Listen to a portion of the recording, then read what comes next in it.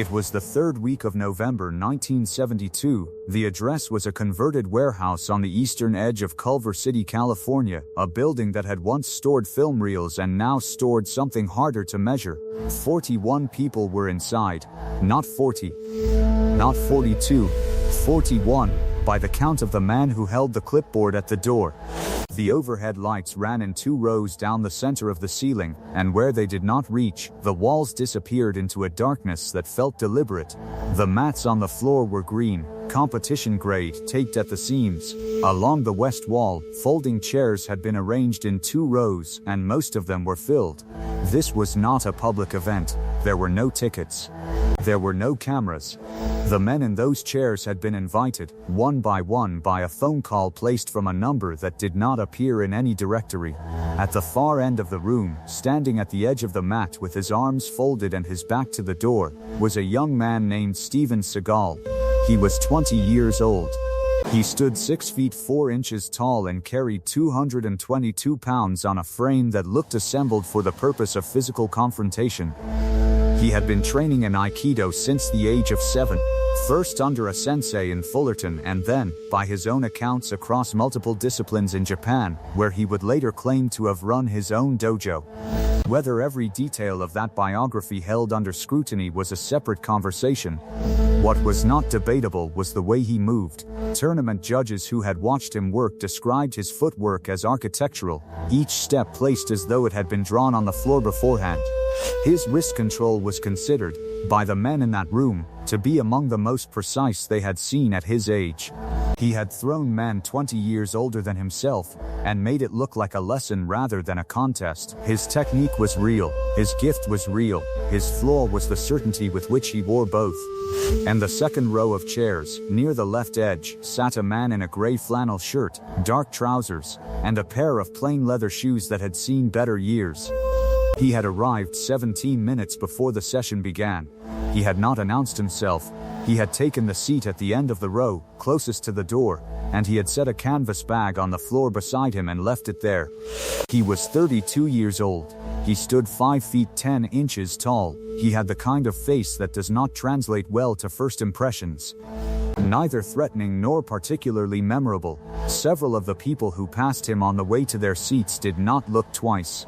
One man, a judo instructor from Pasadena who would later describe the evening in a letter to a colleague, walked past him 3 times before the recognition arrived. His name was Chuck Norris. He had spent the previous decade building something that did not advertise itself: 7 consecutive victories at the Professional Karate Association tournaments. A record that spanned weight classes and disciplines. A teaching lineage that ran through some of the most respected dojos on the West Coast. He had not come to this gathering to demonstrate anything. He had come because a friend had asked him to observe a young practitioner who was being discussed in certain circles, and Chuck Norris had always considered observation to be among the most useful things a man could do with his time. He sat with his hands resting on his knees. He watched. For the first 40 minutes of that evening, Seagal worked. He demonstrated joint manipulation sequences against 3 partners. He ran a controlled sparring rotation against 2 men with full tournament credentials. He was good. He was genuinely, technically, undeniably good. The room gave him its attention in the way a room only gives attention when it is being earned rather than commanded. At 8:14 in the evening, by the watch of the man with the clipboard, Seagal stopped in the center of the mat. He had been told at some point before the session that Chuck Norris was in the room. He turned and found him without difficulty. What Seagal said next was not spoken quietly. He said it at a volume that reached all 41 people in the building, and it reached them clearly. He said that the karate tradition, the one Norris had built his name inside, was, in his considered opinion, a system designed for demonstration, rather than application. He said he had watched enough footage and attended enough events to form that view with confidence. He said he had no particular animus toward the man sitting in the second row, but that he would be willing, if Norris was interested, to provide an empirical test of that hypothesis on the mat they were both standing near.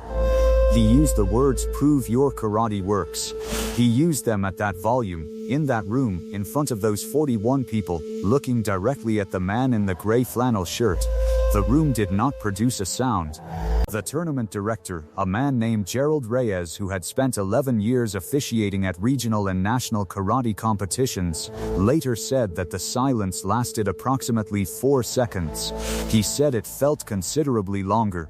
He said he became, in that silence, suddenly and acutely aware of the sound of traffic moving on the boulevard outside, a bus passing, the Doppler curve of its engine, the return of quiet.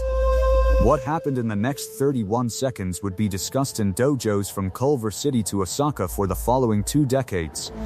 Before we get to that, if you want to see exactly how it ended, make sure you are subscribed and drop a comment below telling us where in the world you are watching from. It helps more than you know, and this channel is built for people who understand that the real story is always the one that did not make the headline. Chuck Norris stood up. He did not stand quickly. He did not push the chair back with any visible force. He rose the way a man rises when he has already decided what he will do and has no remaining interest in the decision. He reached down and lifted his canvas bag and set it on the chair he had vacated. He unzipped it. He removed a folded jacket, dark cotton, unremarkable, and he set the bag on the floor. He folded the jacket once, lengthwise, and placed it across the top of the bag with the same deliberateness a man uses when he is setting something down that he expects to pick up again shortly. He turned toward the mat. He removed his shoes and placed them side by side beneath the chair. He walked toward the center of the room in his socks. And then, at the edge of the mat, he removed those too. There was a sound in the room then. Not a word. Not a cheer. Something between recognition and recalibration. The tournament director described it later as a current moving through the chairs, row by row, as people who had not initially placed the man in the flannel shirt understood, one after another, exactly who had just stood up.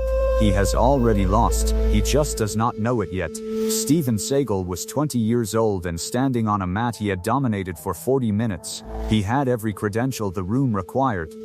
He had technique that the best judges in the building had been watching with genuine appreciation. And he was looking at a man who had spent a decade learning, in competition after competition, exactly one thing: the distance at which the other man's reach becomes harmless. A fight is not an argument that uses hands. A fight is a conversation about space. It is a negotiation over the one variable that determines every other variable: how far apart 2 men are standing at the moment one of them commits. Chuck Norris had spent more hours than most men spend in a career learning to read that negotiation in the first half second of contact. He had learned it against champions. He had learned it when he was tired and when he was not. He had learned it in conditions that bore no resemblance to demonstration, and he had learned it until it was not knowledge anymore but reflex.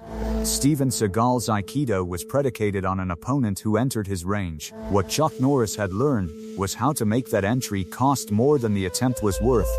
They came to the center of the mat and stood 6 feet apart. Second one. Seagal moved. He moved cleanly and with the kind of measured aggression that comes from training. Not wild, not reckless, but committed. He reached for the lapel control that was the foundation of his wrist lock sequence. His right hand found air. Chuck Norris had shifted, not backward, not sideways in the expected sense, but on an angle that removed his centerline from the reach without adding distance between them. The angle was approximately 11 degrees that it was not visible to most of the people in the room. What was visible was that Seagal's hand arrived at a location where a lapel should have been, and was not. Gerald Reyes, in his chair, set both palms flat on his thighs. Second 2. Seagal reset. He was experienced enough to recognize the angular displacement and adjust. He shifted his base and came again with the opposite hand, driving for an elbow redirect that his training had made instinctive. The elbow was not where the training said it would be. Chuck Norris's arm had dropped and turned, and the redirect found only the outer surface of a forearm moving in a direction that offered nothing to hold. The attempt passed through without purchase. Seagal's momentum carried him 3 inches past his intended position. In the second row of chairs, a stunt coordinator named Dale Ishimoto had stopped breathing. He would later tell a journalist off the record for a story that was never published that he had watched hundreds of sparring exchanges at that level, and that what he was seeing was not a fight.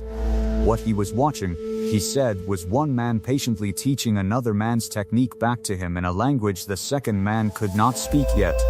Second 3. Seagal came the third time with more commitment. He dropped his level and drove with both hands for a takedown entry, the kind of low attack that bypasses upper body defenses and uses body weight as the primary force. It was his best technique of the three. It was the one that had put older, heavier, more experienced men on the mat. He put everything behind it. Chuck Norris stepped to the outside, turned his hips 45 degrees, and placed the heel of his right foot against the back of Seagal's left ankle as Seagal's weight committed forward. He did not throw him. He did not have to. He simply gave the momentum already in the room a place to go that was not Seagal's preference. Steven Seagal went to the mat.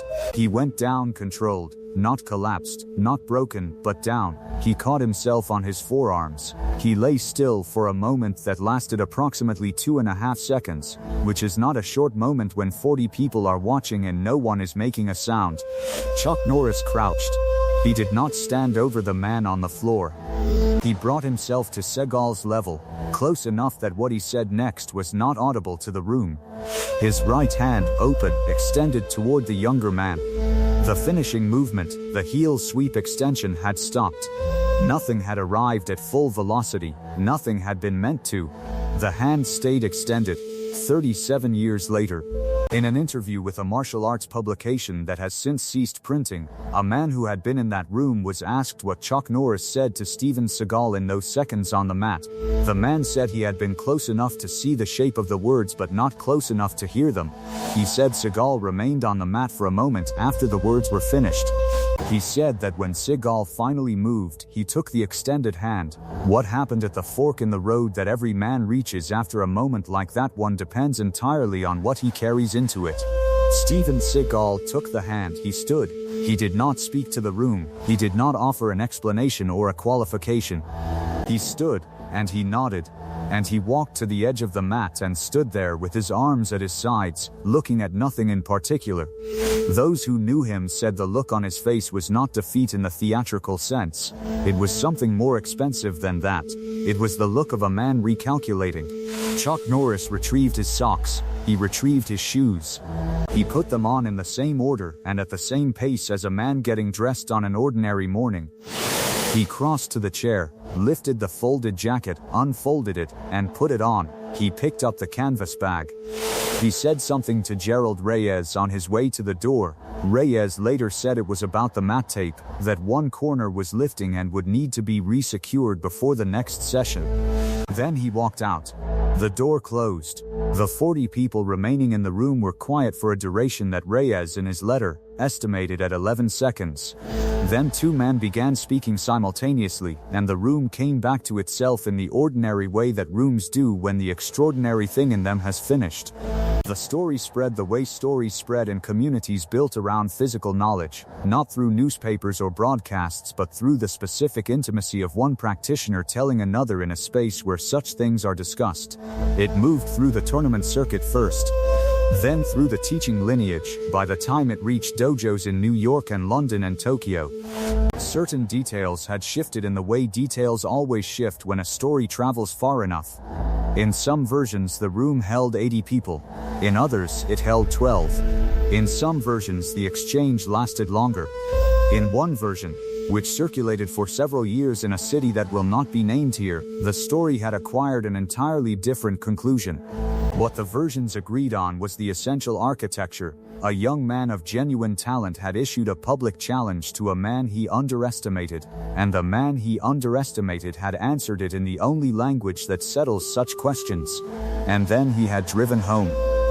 There is a version of that evening that most tellings omit, because it is a detail that belongs to another story.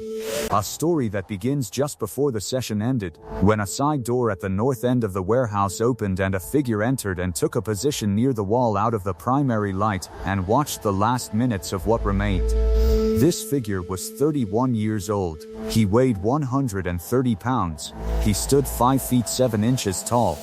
He had not been invited in the conventional sense, but he had been told about the gathering by a person who understood that some things should be witnessed. He watched Chuck Norris set the jacket on the chair. He watched the 31 seconds. He watched the extended hand. He stood at the north wall until Norris had left the building. Then he walked to the center of the mat and stood on it for a moment, alone. looking at the floor. Dele Ishimoto, who had stayed in his chair, watched him do this and said nothing. When the figure finally looked up and turned toward the door, Ishimoto recognized the face. He recognized it the way everyone in that world recognized it, from tournaments, from film sets, from the kind of reputation that precedes a man into every room he enters. The name was Bruce Lee. What Bruce Lee understood, standing on that mat in Culver City in the third week of November 1972, was something that required no elaboration.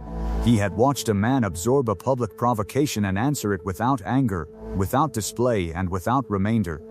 He had watched the geometry of it, the angles, the patience, the absolute economy of force. He had watched a man teach, rather than punish, and then leave without collecting the lesson's acknowledgement. He stood on the mat for 22 seconds. Then he walked out the same door Chuck Norris had used. Gerald Reyes told the story once, to a group of students who had asked about the early years. He told it plainly, without embellishment, and when he was finished, one of the students asked what he thought the whole evening proved. Reyes was quiet for a moment. Then he said that the evening did not prove anything about karate or aikido, or any system or style. He said the evening was about something older than any of those things. He said the evening was about the difference between knowing what you can do and knowing what you are. The man who announces himself loudest in a room is usually negotiating with a private uncertainty. The man who sits in the third row and watches has already had that negotiation and settled it, in private, at a cost no one saw him pay. What remains after that settlement is not confidence in the ordinary sense. It is something quieter and considerably more durable. The story a man tells the room about himself, and the story the room tells about him afterward are never the same story. The distance between those two versions is the truest measure of a man's actual standing. Next week, we will tell the story of the night Chuck Norris walked into a film set he was not supposed to be on, said 4 words to a director who had spent 30 years building his reputation, and was never asked to leave. We will tell it the way it happened, not the way it was reported. Stay close.